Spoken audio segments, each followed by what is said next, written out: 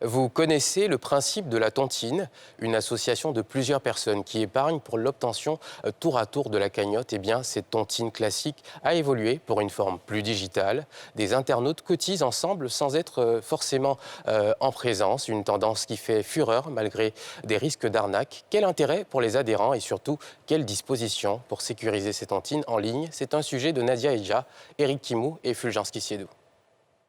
Dans son bureau ce matin, Sonia Sonou reçoit cette jeune dame venue récupérer une enveloppe d'argent.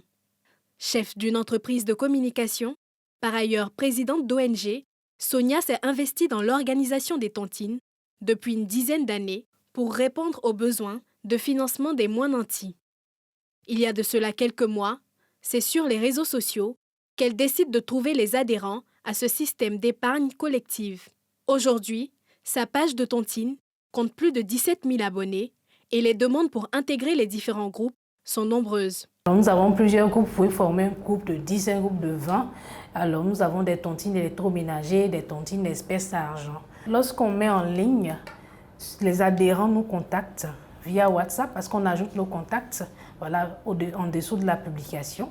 Donc les adhérents nous contactent via WhatsApp ou via Messenger et puis on les ajoute dans les groupes concernés. S'il veut de l'électroménager, on le met dans le groupe de l'électroménager. S'il veut de l'espèce, on le met dans le groupe de l'espèce. Pour elle, le secret de la réussite d'une tontine en ligne réside dans les dispositions prises pour en assurer la fiabilité.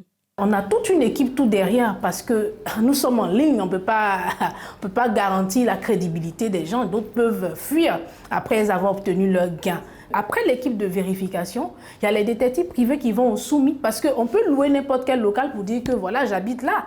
Donc il y a l'équipe de détectives privés qui va après pour faire la vérification et qui viennent. Et c'est à partir de là qu'on engage la tontine ou on insère cette personne dans la tontine. Je forme aussi les mamans tontines, je leur dis tout le temps, la tontine n'est pas un métier.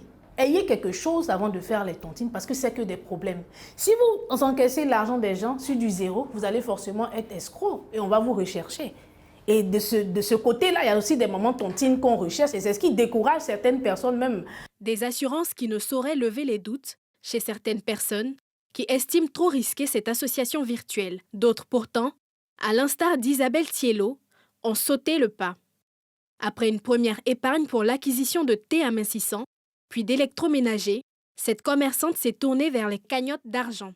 Elle qui avait été déçue par la tontine classique, se sent aujourd'hui confortable avec ce nouveau modèle. J'ai pris d'abord 700 000. Après, j'ai pris 1 million. Après, je suis en train de faire 2 millions, 3 millions, 5 millions.